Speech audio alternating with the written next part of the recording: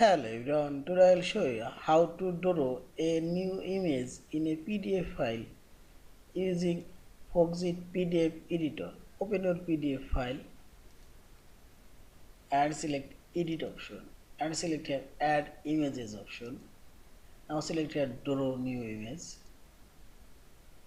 and type here your image width and height. Also you can say the pixel and also you can change color and make it this color.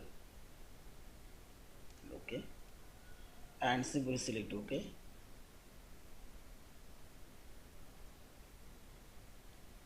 Our new image now created, and also you can draw here anything.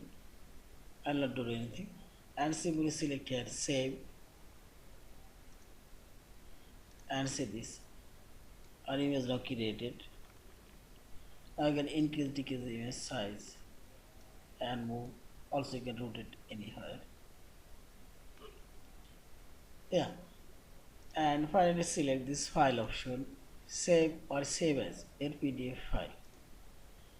Thank you for watching. Please subscribe, like, share and comment.